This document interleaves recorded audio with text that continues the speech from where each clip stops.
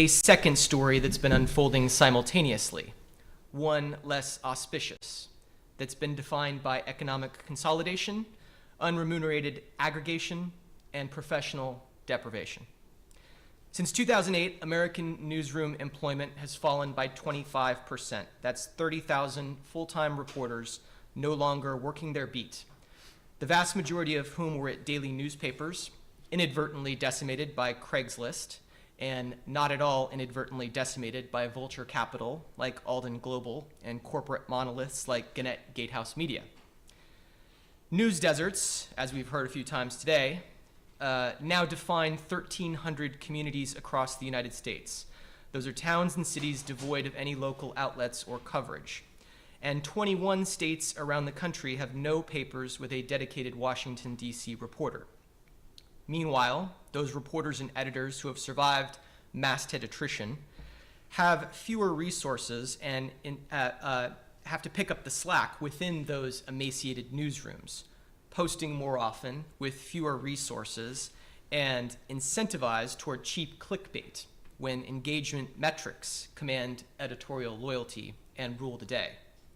There is, again, paradoxically, a lot more journalism to be found and also a whole lot less. At a juncture when everything seems to be up for grabs in that landscape, production routines, funding models, idealistic purpose, our panel this morning can offer some clarity and judgment from the vantage point of practice, management, and scholarship. I should say that one member of the panel, Mark Thompson, former president and CEO of the New York Times Company, was unavoidably unable to attend, and he sends his regrets. Starting to my left, Riada Asimovic Akyol is a journalist and strategic initiatives editor at New Lines magazine, where she helps shape strategic expansion, oversees the development and realization of special projects, and the launch of new projects in digital formats and multimedia. Daniel Kreiss is the Edgar Thomas Cato Distinguished Professor in the Hussman School of Journalism and Media at the University of North Carolina at Chapel Hill, where he explores the impact of technological change on the public sphere and political practice. And Victor Pickard is the C. Edwin Baker Professor of Media Policy and Political Economy at the University of Pennsylvania's Annenberg School for Communication, where he focuses on the history of media institutions, media activism, and the politics and normative foundations of media policy. Please join me in welcoming the panel.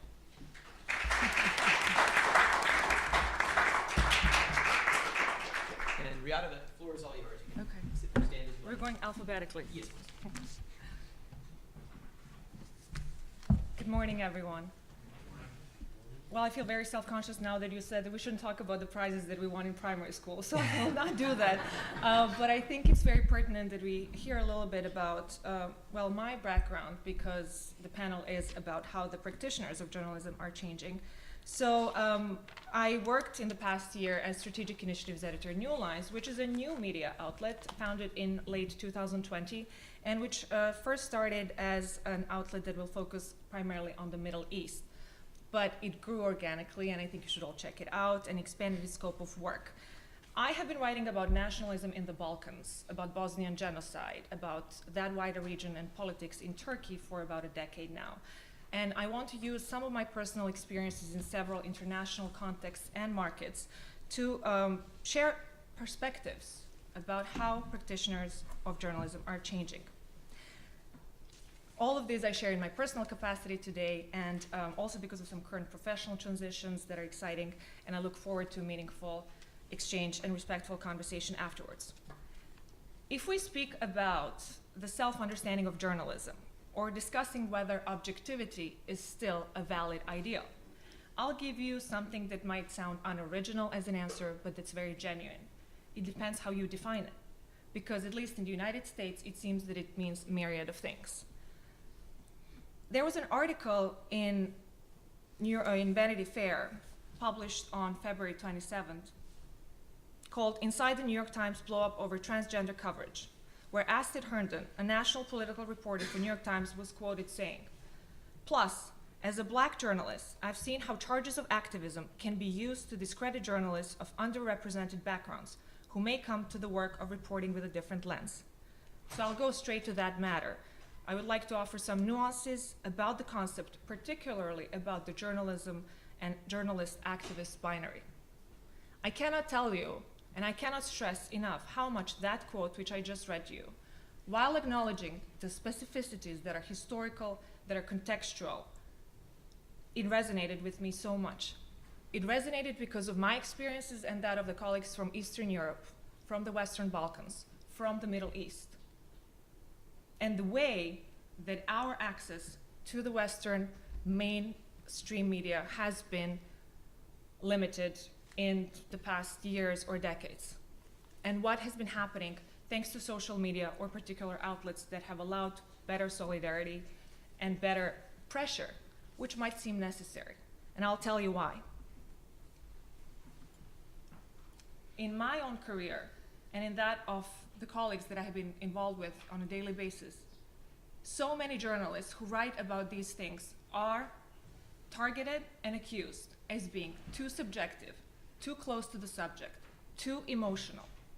Even when their coverage, when their writing, when their education, where their profound knowledge of the context is not taken into account, because those supposedly subjective and personal biases trump all of that.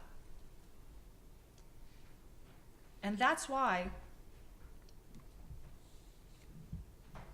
facing powerful propaganda, sophisticated authoritarian pressures, repetition of narratives that formulate policies that impact people's lives in many international contexts need to be discussed.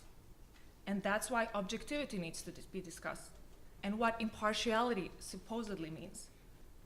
And how do we see biases, and whose biases do we speak about more or less? And it's important to ask if there is something else behind those accusations of biases that might be going on in a particular context.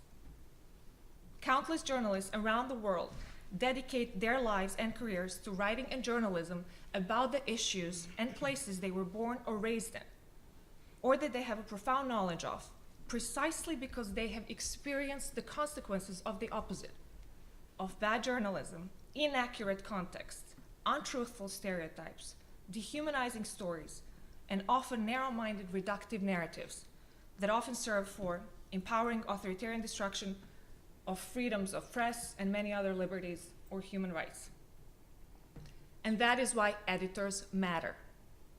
Who writes about what matters? And the diversity of colleagues who don't speak for their entire communities matter. Leaders in newsrooms matter. Assuming that the culture or one that's being built is one of equity, where members feel valued so that the talent can be recruited but also retained. And ultimately, and most importantly, the spaces where this sort of journalism is welcomed matters. Each institution, of course, has the choice of organization, and I can speak, for example, about New Lines magazine, where there is first person, there's argument, there is review, there is reportage, so there is a sense of, a reader can know what to expect, and there are editorial standards for each and all of those that are upheld. But I firmly believe in the value of all media publications that are committed to stories and teams that represent many backgrounds and perspectives. That said, I will never forget that it were 3 editors who all happened to be women who opened up the doors and spaces of international media outlets to me. I don't think that's a coincidence, though obviously I have worked with amazing editors throughout the past decade of my work, regardless of their gender. And there's another journalist friend who has encouraged me to keep pitching, because she's aware that unproportionately the number of pitches comes from men. And I was given the opportunity a decade ago first in a major international outlet, because these editors understood stakes of having an argument, that story out in the world written by me. They knew the stakes.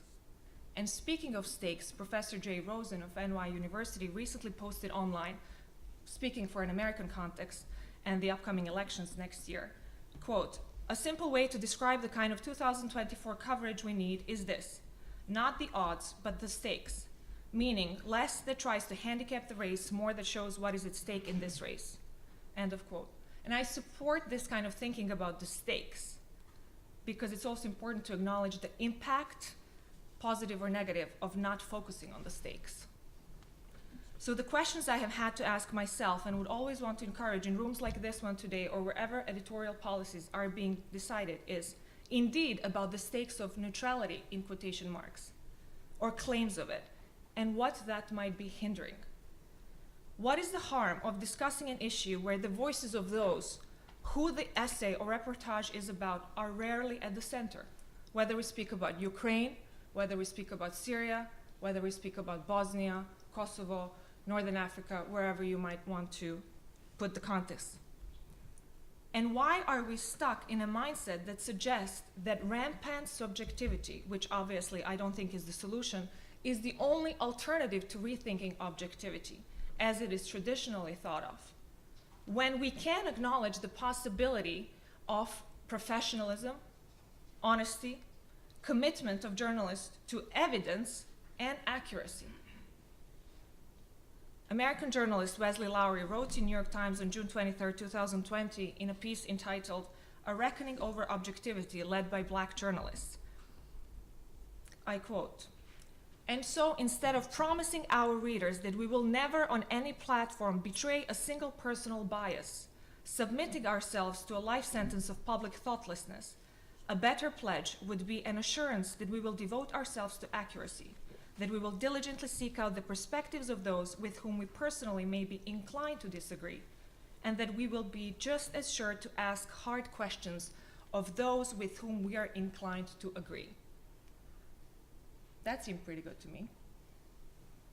And so very importantly, the question is, who is the targeted audience? Seriously, some of you might be surprised that some of the major Western media outlets have lost so much credibility, appreciation, and trust in some parts of the world over there that I know because of the kind of coverage that, again, has the power to truly impact thousands of people's lives. These are all important questions, and academics and many practitioners from within have shared their views in the ongoing conversations in many organizations and the field more broadly, which is also leading me to mention how it is changing. The conversations on impartiality in the UK, for example, where we also have the public funding model, or the objectivity in the US, surely have their specific context. And maybe in the discussion we will speak about what happened with BBC controversy last week, and there are plenty of ongoing conversation in the United States, not just after summer 2020 and George Floyd's murder, presidency of Donald Trump, and all the recent debates with the Dominion Fox case. But in terms of practitioners, Mr. Lowery wrote in that same essay that the editors of our country's most esteemed outlets no longer hold a monopoly on publishing power. Now, it is undeniable that thanks to social media in the United States and across the world, there are now more voices and spontaneous and more organized spaces where journalists from marginalized backgrounds can organize, share their views, and work in a more galvanized way. There are generational and racial differences that also seem to be clear results in all surveys about the subject. And overall, there are requests for new understandings of objectivity, whether you call it shifting, reforming, evolving, or correcting. How that translates further in practice remains to be seen, because evidence and facts about diversity still confirm the underrepresentation of various groups in the newsrooms. According to Pew Research and information from June 2022, the responses from the almost 12,000 journalists surveyed showed that journalists give industry mixed reviews on newsroom diversity, lowest marks in racial and ethnic diversity. And because it was March 8th last week, we have a lot of fresh insights, and Reuters Institute published a study about women and leadership in the news media in 2023, and they surveyed 12 markets, and the results are not encouraging, because despite continued critical scrutiny of the lack of diversity in the industry, as states the report, there is, especially at the senior level, we have found no overall trend towards greater gender parity among top editors. So I have the statistics here, but I will maybe leave it for the discussion later.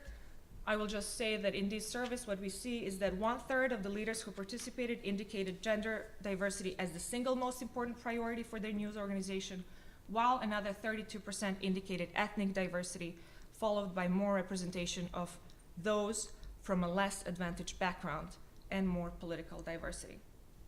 So I think that's, I don't know how many minutes have I crossed or do I have left. I think that's enough for me right now, and I look forward to learning from you and exchanging our experiences. Thank you.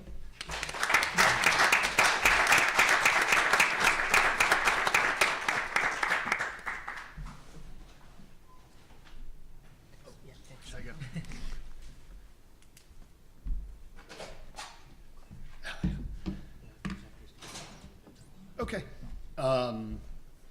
Not only do I have to follow Riada and her wonderful comments, but I think I'm the only one with slides on the panel.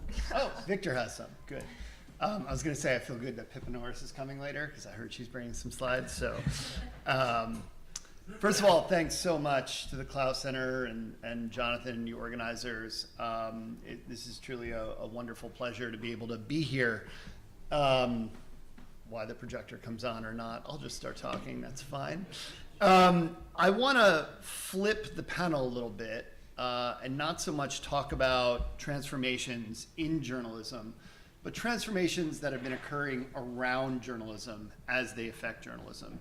I actually think too often as a field of academic discourse, we often talk about changes in journalism almost too narrowly, and less about all the changes that occur beyond journalism that shape things like public trust, the voices that we hear in the public sphere, and politics.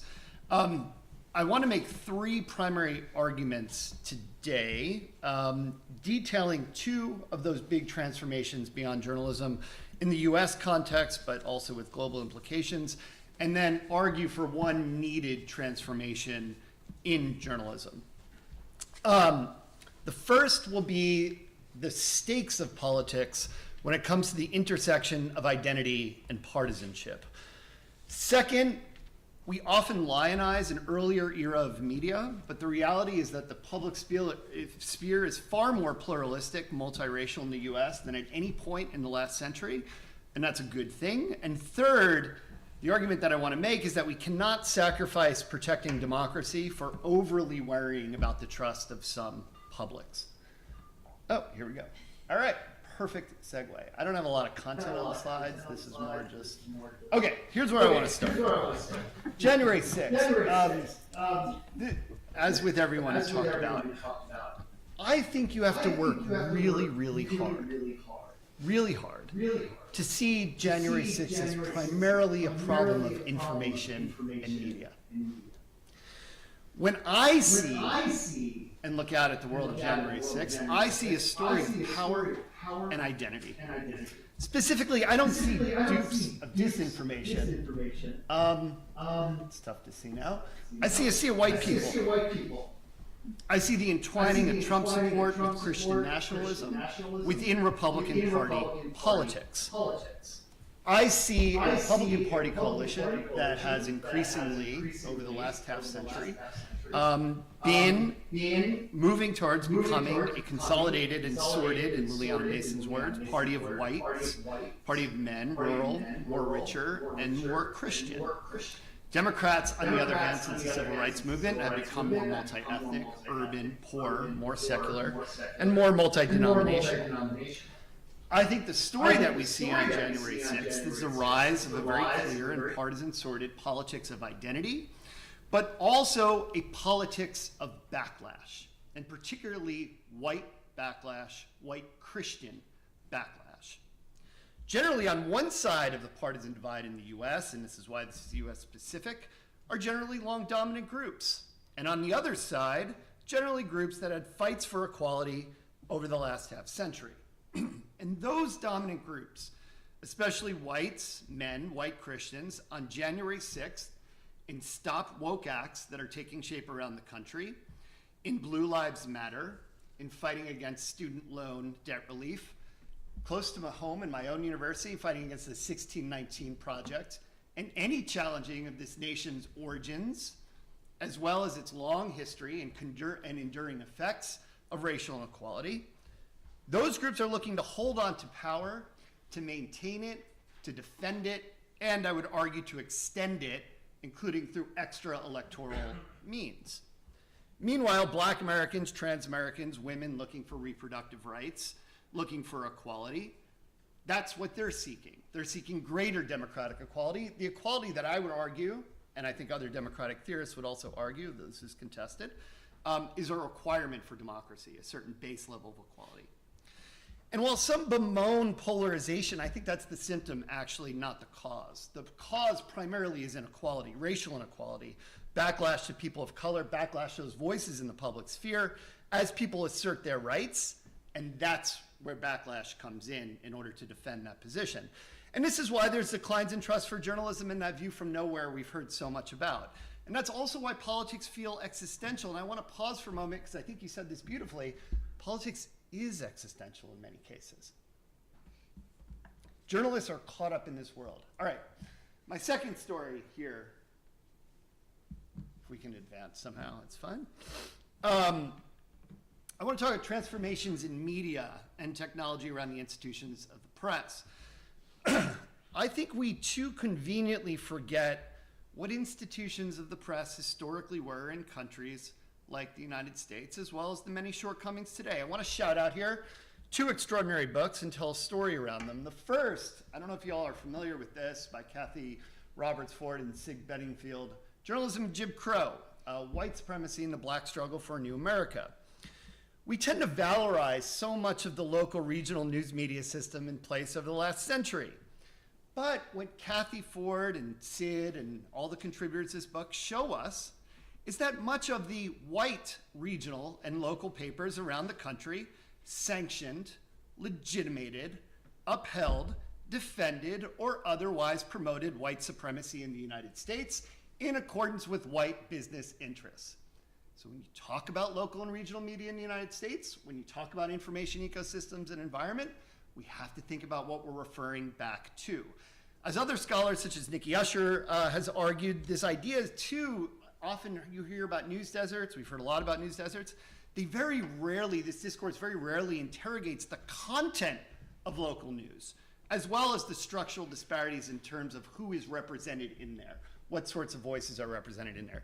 I, for one, don't care about getting a reinvigorated local and regional media and news system if it is working to uphold long anti-democratic, unequal structures. Whether that's directed against black people in the US, whether that's against trans people in the US, et cetera. I don't want to go back to that world. So I think we need to think hard about what our nostalgia for these earlier media systems often are doing. And as Jamel, I think, said quite elegantly yesterday, it was a black press, not a deraced, default white regional and local news media that defended and actually promoted democracy for much of the last century. There's numerous examples of this. Ida B. Wells, thinking about Southern horrors. There's a reason why during the Reconstruction in the US and the post-Reconstruction period, black newspapers were often targets, in addition to multiracial legislatures. The second book by Victor and Barbie's colleague Sarah Jackson, as well as Moya Bailey and Brooke Foucault-Wells, makes a very strong argument that the reality is the public sphere of today is far more pluralistic and multiracial than at any time in the nation's history. And again, what we're actually seeing is backlash. There's such an argument that social media is destroying American democracy. I think it's exactly the opposite. We hear from far many more voices than at any moment in human history. Let's just pause and reflect on that for a minute. I think what you're seeing is a push towards monetary democracy, to use Keynes' phrase, but also accountability democracy, accountability by people who had long not been given the power to speak back to powerful institutions. Those institutions include journalism. It also very clearly includes universities and university professors, people like me, who create discourse, right? So I think that when we talk about sort of social media being harmful to democracy, what we're actually seeing is a fierce backlash to gains made by people that had long been excluded from the public sphere and that are now engaging in these monitoring and accountability politics. I should also say, I think we overestimate the degree to which the last century was not only informed, but also consensual. Just because politics were more hidden doesn't necessarily mean they weren't there. They just couldn't be expressed openly in the same ways that we might be able to do now. Okay, I have 2 more slides left, and then I'll be at my 10-minute mark. So I want to come back to sort of talking about a lack of transformation in journalism. And other people have said this. We've talked about objectivity. I mean, I think there's sort of a realistic sort of sense of like, is that a helpful term, et cetera. We've seen massive debates over what journalistic commitment should look like. This is work that's in progress, so it's preliminary, but my Center for Information Technology and Public Life, are doing a project. We're analyzing media coverage in 28 congressional, senatorial, gubernatorial, and secretary of state races around the country in 2022, and races that had election deniers on the ballot. So we're analyzing thousands of primarily newspaper articles, really hard to get live media, we can talk about that later, as well as conducting interviews with journalists. And while we're still in the process of collecting and analyze data, there's 2 sort of key findings. The first is what we call democracy-framed coverage. So this idea that coverage, journalistic coverage, when election denier on the ballot, very clearly calls out the fact that claims of widespread voter fraud are not only false and not substantiated, but talks about it as a violation of democratic norms with negative implications for democracy, that treats election denial separately from other campaign issues. And then finally, and I think this is really important, this goes back to the power question earlier, it treats actions such as claims for voter fraud as a political tactic designed to gain power unfairly outside of the electoral process.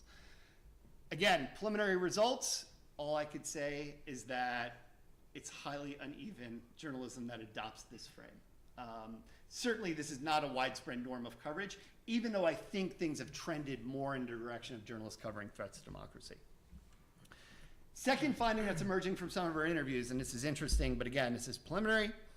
Journalists who are more concerned about audience trust were less likely to adopt coverage that centered threats to democracy. So if you're concerned about how your audiences are going to respond to clearly calling out threats to democracy and electoral institutions, the more likely you're going to fall into that pattern of he said, she said reporting, to not be able to do the truth seeking as well as cover democratic implications. I believe with Jamal, right, like there's only a free press because we live in a democracy. So this is existential. I think the same way about the Academy, by the way, in case you haven't been able to pick that up yet. I have some commitments and I wear them pretty closely to the chest. Why does it matter? I think one of the things that we've seen from the 2022 midterms is that journalists should double down on publics that are actually open to the appeal of electoral institutions and their health, and making very clear and having moral clarity and democratic appeals to continue to see it as a norm. So I think we need very clear democracy-framed coverage for that from that standpoint, because I think it's important. This is where I wanted to end, and this loops back to the power question. I'm not interested in journalism for information's sake, although I think it's important, and I don't want to harken back to a journalism of the past, certainly not of the last century. But I do want to create a journalism that thinks about what democracy requires from the perspective of equality. And I'm teeing up a larger project that sort of looks at this. I was very taken with Mahmoud Mamdani's Neither Settler Nor Native. I think it's a brilliant book that looks at transitions to democracy. So when do groups give up power? And how do we think about that? I think journalism plays a role in that. I think it's a really hard question, but this is sort of the provocation that I wanted to end on. Is that I think journalists have a responsibility to think through questions of power and structure, and ultimately do so to create greater equality, which democracy requires. I'll end there.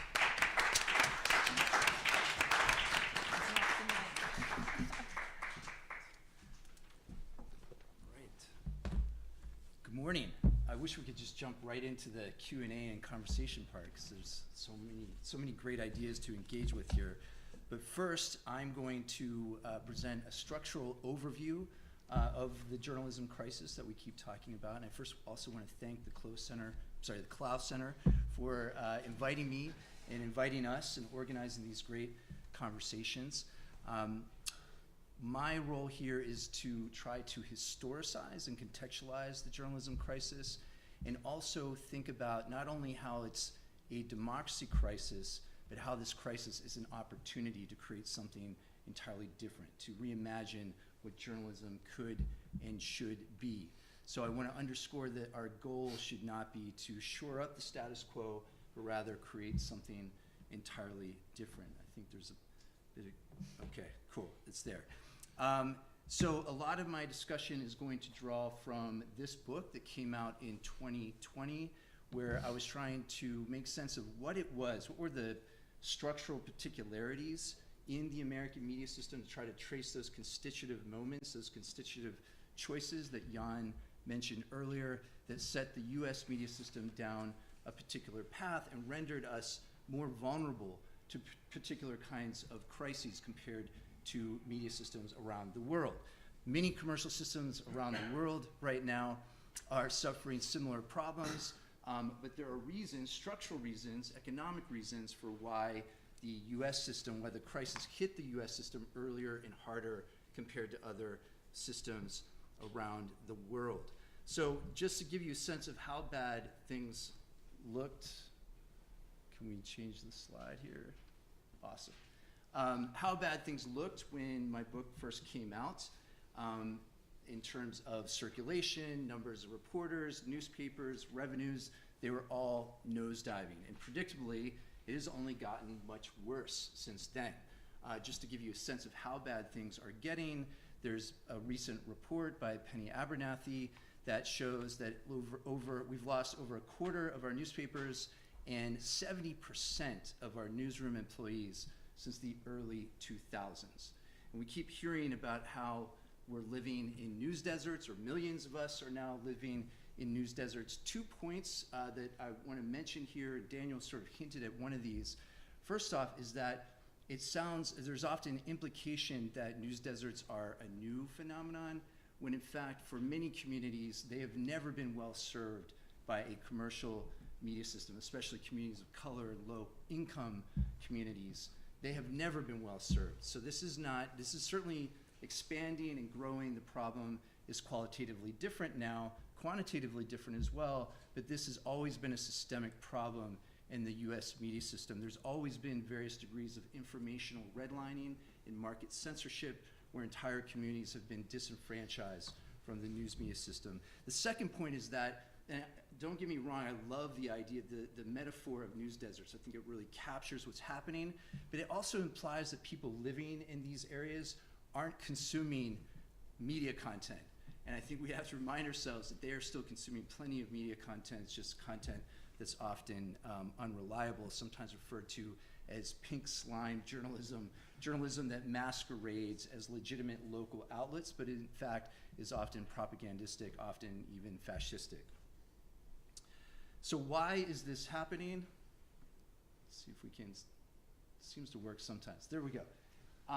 We've been hitting on various pieces of this, but I think it's useful to just quickly, or actually I'm going to spend a minute or two going over this, but we think of the advertising revenue model as sort of the natural order of things. It's very much just presumed to be the way our media system was designed, but in fact it is, as are all things, historically contingent.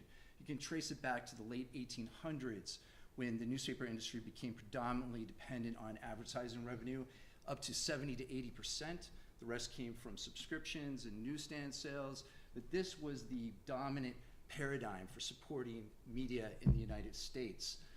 Now, as readers and advertisers migrated to the web, this model fell apart. But it's often narrated as the internet broke journalism. That's not exactly true. It was this over-reliance on advertising revenue, which is pretty distinct in the US compared to a lot of models around the world.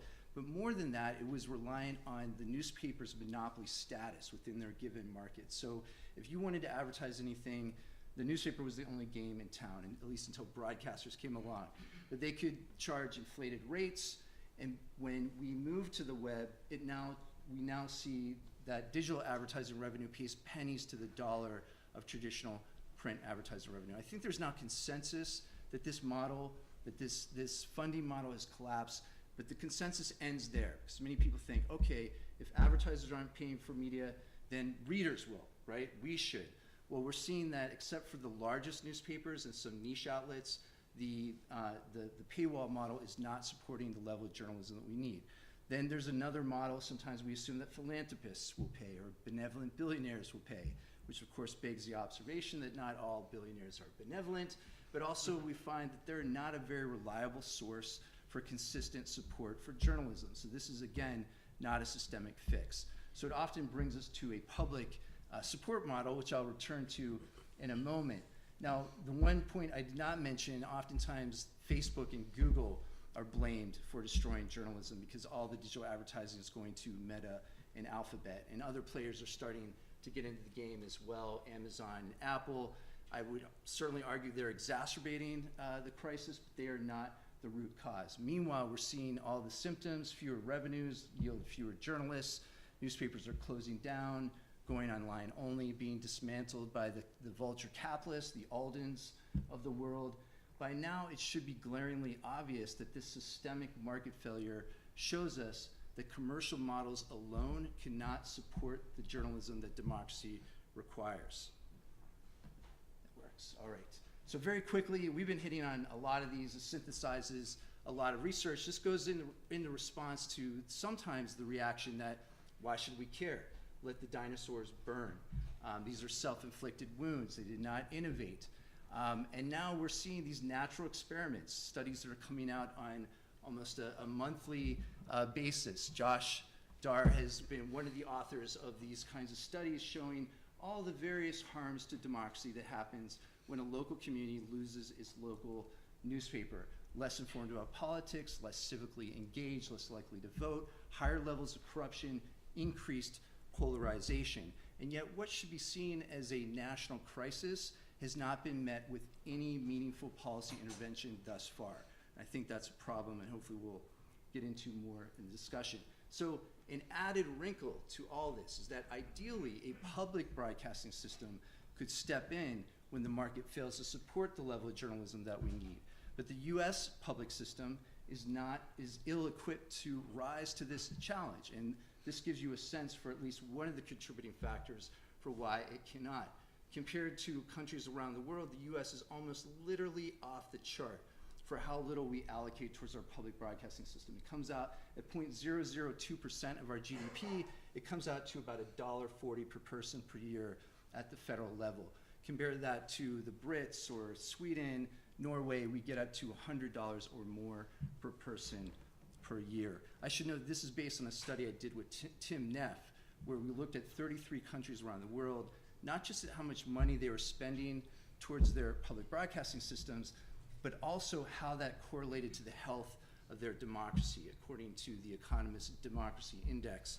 And we found, as this next slide suggests, that strong democracy is positively correlated with robust public broadcasting systems. Now, there's accumulating research showing the various democratic benefits that public media confer upon society. This is going to start sounding like I'm a booster for public media. It's a little bit more complicated than that, but certainly I would say that the evidence is showing that there are many reasons why we should at least try to maintain strong public broadcasting systems. And I would say one of the most consequential reasons is that unlike a commercial system, a public media system is dedicated to this universal service mission. Doesn't mean they always live up to that mission, many cases where they don't, but that's written into their DNA, whereas a commercial model will never be able to commit to that sort of normative goal. Okay, so here is the what's to be done slide, and this is where I take a wild utopian turn into things that are not going to happen anytime soon.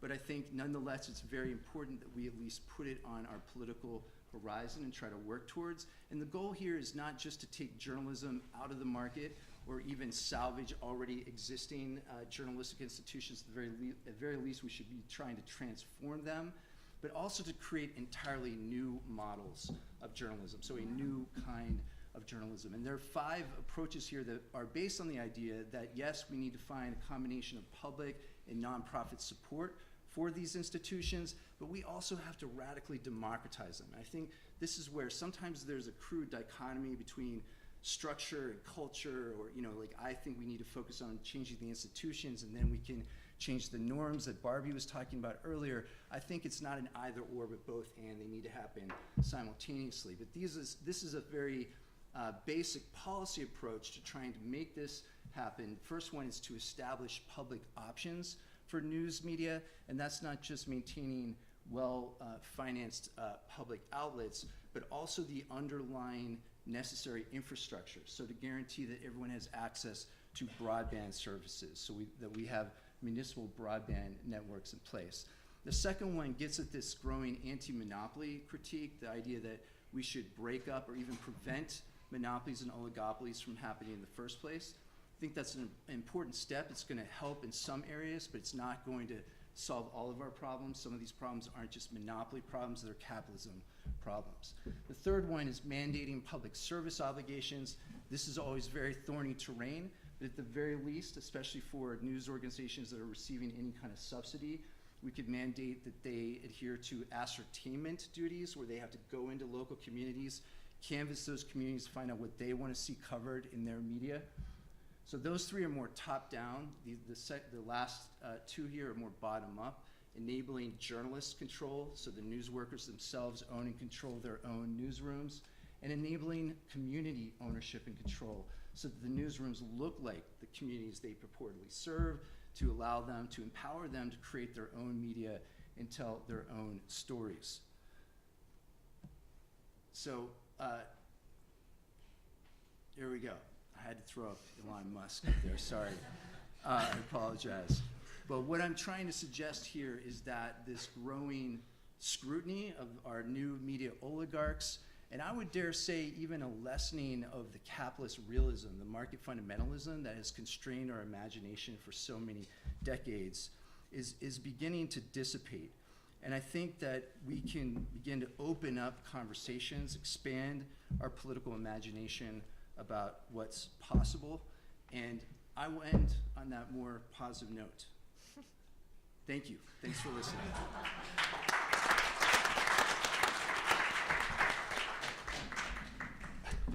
Always a positive note when Big Bird and company finish things off for us. Thank you very much to our panel. Fascinating different threads to pick up on. I'll ask a few questions for 10 minutes or so, and then we'll open up to the audience for questions. The first thread I wanted to pick up on, to some degree, I think, or I hope, stitches together what you began with, Riada, and some of the themes that Daniel then followed with. And it's this notion of how, and to the degree to which objectivity is still a relevant ideal or critique within a much more pluralistic sort of news media sphere. You described in particular the phenomenon as practitioner, and I think fellow practitioners as well, of often being accused of being unable to be objective based upon identity background, right? Based upon having grown up in a particular place or having a particular identity, which is ironic, of course, because in some ways, if journalism is aiming for accuracy and depth, the folks with the most expertise from that area are oftentimes folks who come from those backgrounds. And so I think the question that I have for you and Daniel, and perhaps if Victor also wants to weigh in, is what do the ideals of objectivity look like in this newly pluralistic media space, right? In a space in which more voices, as Daniel pointed out during the sort of second part of his talk, have been able to grow and proliferate in online contexts that were previously shut out in a much more kind of hegemonic, consensus-based, sort of mid-century journalistic monolithic landscape.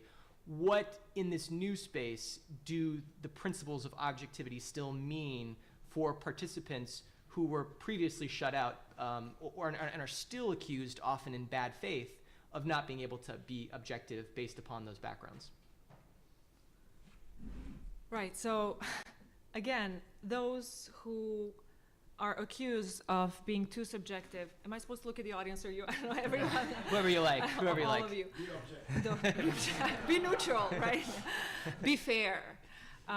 Even fair is a very, I'm not gonna say problematic, but it's not a solution to say that if you're fair, as an alternative to objectivity, that's what's gonna solve all the problems. I don't know what the actual term might be. That is why throughout my experience, I have just been uncomfortable with the idea of the only alternative to the reformed idea of objectivity as traditionally thought of in journalism is the rampant subjectivity, as I said, that there is no option of a journalist being committed to, thanks to or despite that first person background in particular circumstance, be professional, be able to be committed to evidence.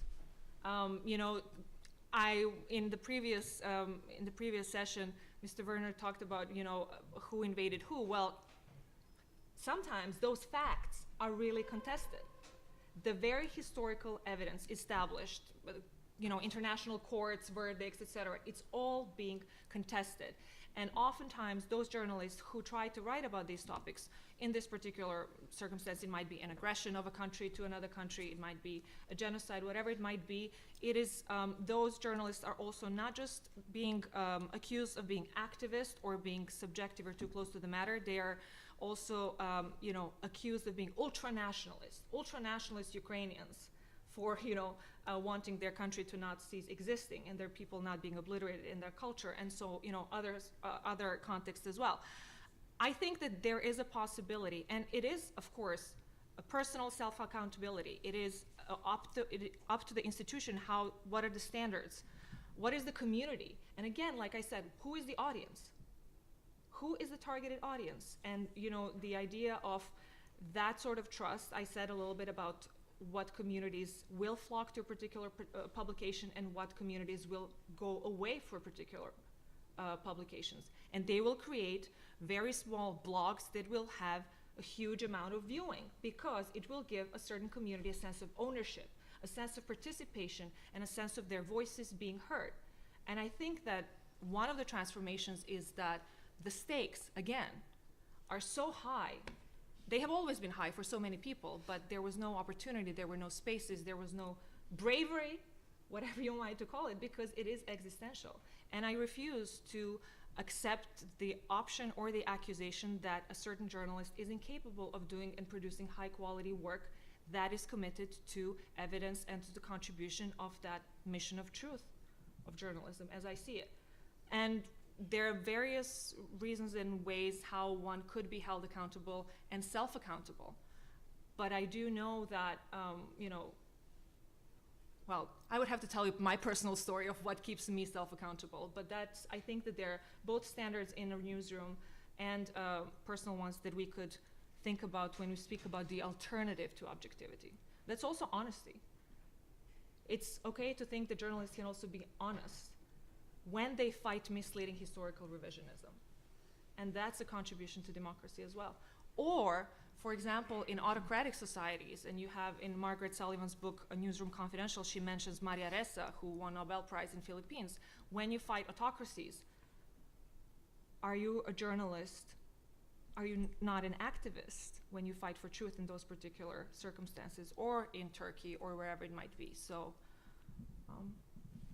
that's what I would say. I'm in the unenviable position of following you this entire session. So I actually just want to amplify a few things that you said, if I may. And this is actually coming from my own experience as a public university professor that went through a racist denial of tenure for Nicole Hannah-Jones, the co-founder of the 1619 Project. But I think it actually really illustrates the fundamental thing that I want to say in relation to what you opened with. The right is weaponizing the discourse of objectivity. They're weaponizing the discourse weaponizing the discourse of objectivity in the same way the right weaponized the discourse of free speech, in the same way the right is weaponizing the discourse of polarization, in the same way that the right is weaponizing the discourse of diversity. Every step along the way, it's about creating more space for right-wing groups and right-wing discourse to maintain its position at the center of the public sphere in the US. Now, how is objectivity weaponized? Well, when Nicole Hannah-Jones comes along and says, we should think about our history a little bit differently, we can all deal with the same facts, what's the critique against her? at a place like UNC, among right-wing donors and other people. You're not being objective, right? Nicole wasn't inventing her own facts. Her work had been vetted much more than my own work was, right? In fact, her work has been vetted in the court of public opinion by numerous scholars, et cetera. Much more than any scholar's work is peer-reviewed. I think what people are responding to is it's the conclusions that she's drawing on the basis of those facts. I think very much to what you said, right? Objectivity is entirely consonant with established facts. I think the role of the journalist, like Nicole Hannah-Jones, like Wesley Lowery, like Jamel, is to tell us what those facts mean, to draw conclusions, to put them in interpretive frameworks. That's what social scientists do too, right? As Bruno Latour reminded us, like, facts are the outcome of a very long process of scientific debate and contestation. They don't just offer themselves up to the world. It's a very weird, naive realism that sort of asserts itself when dominant groups are sort of out there saying, well, the conclusions you're drawing are actually not objective. We're gonna stick with our conclusions because those are the ones that benefit us. So I would just sort of, I would add that in, that I do think that there is this, you know, Ida B. Wells, when she was working on her campaigns against lynching in the southern US, was an investigative journalist establishing the facts of lynching, but then putting it within a moral framework. There's a wonderful article, I thought, in the Clough Center journal that we got free with us about the Catholic worker. Another great example of like journalism that puts things within a moral interpretive framework. It puts things within a moral framework, a faith-based here moral framework. And I would just add, as a way of quickly concluding, Barbie mentioned the Littman on information, Dewey on community. I actually think there's someone far better from that same era that advanced a very different version, and that was about accountability and contesting power, and that was W.E.B. Du Bois. Jamel talked about him yesterday, but through his leadership of the crisis, basically said, we're gonna create a model of journalism that advances power in the sense of building power for Black Americans to achieve equality and to be able to participate in their society.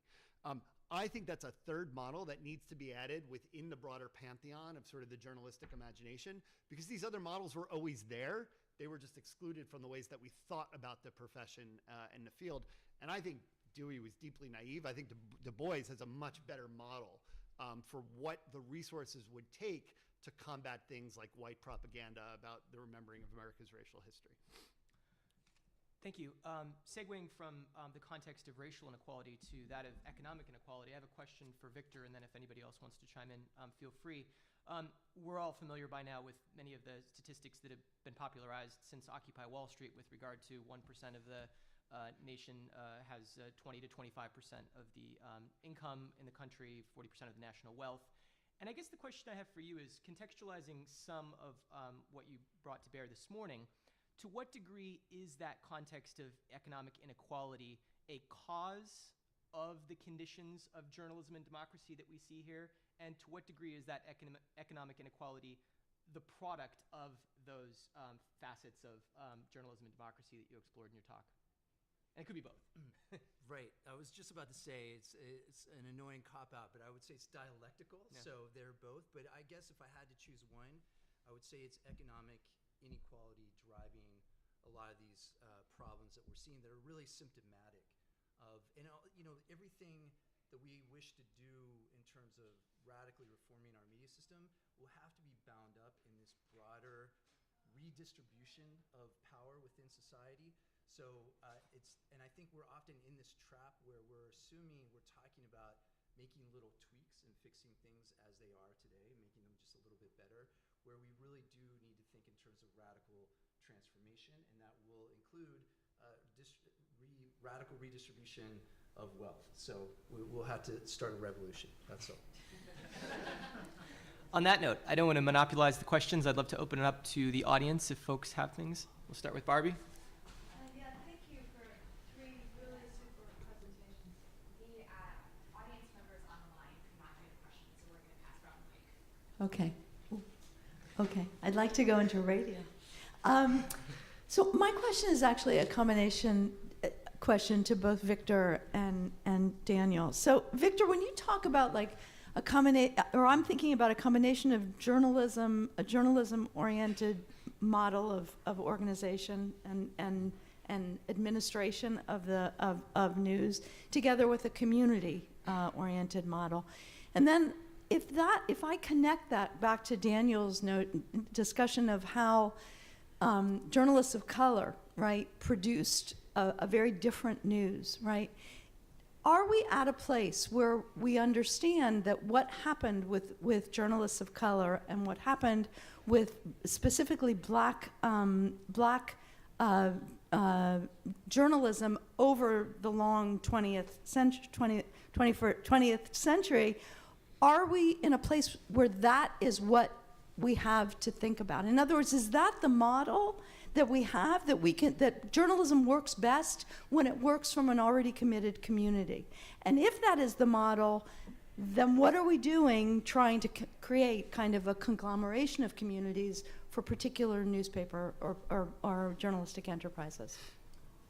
That's an excellent question. I'll just jump on very quickly. And first, to sort of build on the first part of your question about this long history of an alternative black press, there's a fantastic book I encourage people to read called News for All the People, which both chronicles the struggles and the successes, the victories in building alternative news organizations by communities of color throughout the history of the U.S., but also how they've been constrained by policy, by these economic imperatives. So I think it's giving a balanced overview of that. And a more contemporary project is known as Media Reparations 2070, which is very much building on that history and advocating for exactly what you're saying. And part of this model, I think, this sort of presupposes my utopian vision, which is you have to go into communities and do community organizing before we even get to the point where we start talking about owning and controlling our own media. Now, of course, in order to do that organizing, you have to rely on media. There needs to be a media strategy. So it's another sort of both and has to happen simultaneously. But that's the piece that's often left out. In the New Jersey bill, where the state government, I said nothing's happened at the federal level, but there are some victories at the state level. The New Jersey bill only came to fruition after years of community organizing to push New Jersey government to subsidize local journalistic initiatives. So I think that's key. So, I mean, I guess if I understand the question correctly, it's sort of like what sorts of journalism works best for which communities? Sorry, maybe I wasn't clear. Yeah. What I'm asking is if we know, and we know today, I mean, you Yeah. the Benfield book, right? Yeah. If we know Yeah. that there has always been Yeah. a black journalism that did better Yeah. than a white journalism, right? Why have we not taken what happened with black journalism as the model for rethinking journalism today? Do we even have a ground to stand on for thinking about journalism that can work across communities? Yeah, I mean, like, why does black journalism not become the model? I mean, I think that's, so if you're talking about academic discourse, I think it's because the structure of the discipline and the imaginary of the discipline, and the questions of race and ethnicity have long been on the margins of the discipline. My own particular field of political communication really sort of leaving out basic questions of identity. Identity and power for much of the field's history. It's something that we're working very hard to sort of change within our journals, et cetera. I think whether you sort of, I think part of this taps into Victor's story before, right? So, and part of what Nikki Usher-Laser argued, right, is that there's certain economic structures of the industry that cater to certain audiences that are wealthier. That maps onto racial and other social structures in certain ways, and those are the people who get very well represented in certain pages. And I think it also then plays into everything that you talked about how like newsroom diversity hasn't changed much. And then even when it has, as you know, one of my former professors, Ted Glasser and Isabel Awad and John Kim have sort of argued, even when diversity does change, professional journalism then basically says you have to bracket all that makes your own lived experience relevant to doing these stories in order to fit it into a small and a tiny box, right? So I guess what I would say is I do think that there's other models out there. I thought Jamel actually gave us a a starting point yesterday. I thought the case for reparations as an article and as a model is really interesting. Here's why. I think, so I'll tell a real quick story. My grandparents were both immigrants post-war, World War II. They had really hard lives. My grandfather worked 2 factory jobs. My grandmother worked in a dog food factory to make ends meet. They raised 2 kids and sort of were able to be successful in the sense of achieving sort of a middle-class life, right? And their story was very much like, we did it, why can't everyone else just work hard, right? And they're in Montclair, New Jersey before it was Montclair, New Jersey. So, back when it was a factory town. And the conversation that I think really they don't know, and this is where journalism comes in, yes, they had hard lives, yes, they worked really hard, but yes, they were able to buy a house because they were coded as white in that community. And the US works really hard to hide those systems of structural racism that keep dominant groups from seeing the ways in which they're comparatively privileged, but also from the fact that they have a responsibility to dismantle those structures for other people and other groups. And I think one thing that Mamdani says really well is that we have to think about all groups as survivors of the political systems that produce them. And if we think about it through that frame, then we all have a collective obligation based on the certain set of privileges we have and a certain set of responsibilities. That's where I think journalism can potentially fit in, although I haven't worked it out yet.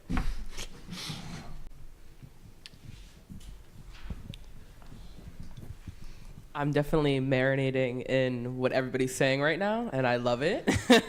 But I was thinking about the undercurrents of media in terms of the Black perspective and looking at media from my own perspective and kind of trying to understand. I like how you talked about W.B. Du Bois and his kind of model for looking at journalism and how we should be moving in that direction, and then your response to her question as well on the direction we should be moving in. So I would like to ask, or kind of bring attention to, how do we uplift silenced voices that are in these more niche brackets of media into these the higher currents of media today, like we were talking about? Because the media I consume, I know we talked about the lens of social media as well, is more from a generation perspective, but also from a race perspective. I'm looking at, let's say, like a Blavity for my media. And I know not everybody's looking at that, but maybe racially in some groups people are looking at that, or even gender-wise people are looking at that. So I kind of wanted to understand your perspective of how do we connect or even bridge the gap between these niche markets into like the overall perspective. So I think that was directed to me, so I'll say something real quick, and then I'd love to hear more on sort of the newsroom diversity and perspectives, as well as the funding, because I think those are 2 really big pieces, right? So like access to capital is deeply important. Newsroom diversity is deeply important, as well as standpoint diversity, and allowing that standpoint diversity, to use a feminist perspective on sort of like how we should think about models of journalism. So I think that's all deeply important. I think the thing that I would say is Iris Marion Young had a great concept in the late 90s of linkages through media systems. So basically that there'll be many, and Catherine Squires has written about this too, but basically there's many different sub-public spheres that are sort of arranged in positions of inequality, right, and sort of dominance, and they all have various sort of connections to a dominant public, et cetera. What Marion Young basically argued was that institutions that are positioned in relation to dominance, the New York Times, et cetera, have a certain obligation to create those linkages to those other sub-public spheres and give visibility, amplifications, platforms to those voices that are left outside of those dominant conversations. So I think that can happen a whole bunch of ways. I mean, who do you center on panels, right? Like who do you give an op-ed voice to, an opinion voice to in your columns? Who do you choose to interview as sources? These are all, I think, actually like small but meaningful things that journalists who are positioned in relation to dominance could do on a regular basis. In the same way that, like, as an academic, I can work to ensure that my syllabi reflect the diversity of people in a field and beyond it, to center women's voices, to center trans voices, to center Black voices, in ways that very consciously and intentionally sort of look to create those linkages to other conversations outside of what has been sort of the center of discourse. Ditto. So no, I'm having hard. I mean, really, like I said, editors matter. Editors matter. The colleagues matter, and the spaces where this sort of culture and voices are welcomed matters. So I think that what's been happening and what will keep happening is that there will be more external pressure to those media outlets that keep resisting.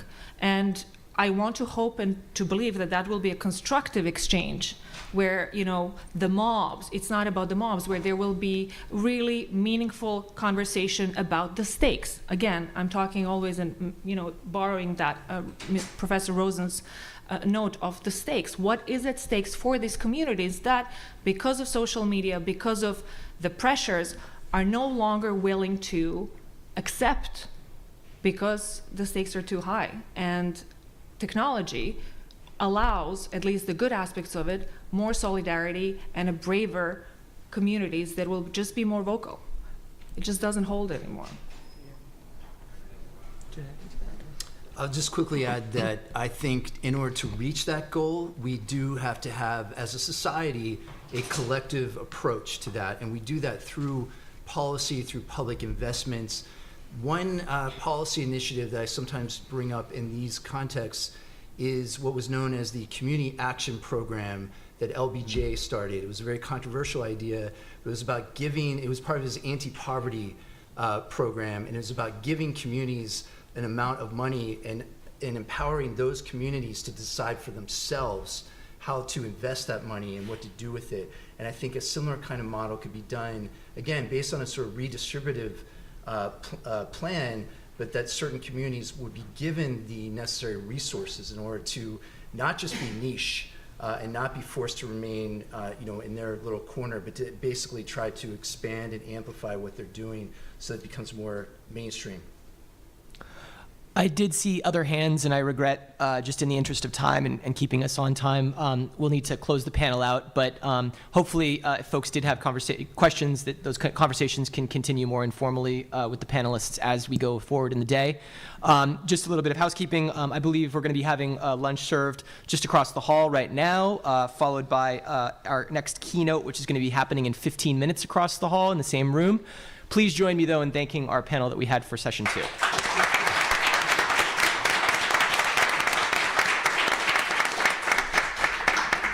Thank you. It was really nice meeting you too. I'm like repeating everything that you're saying.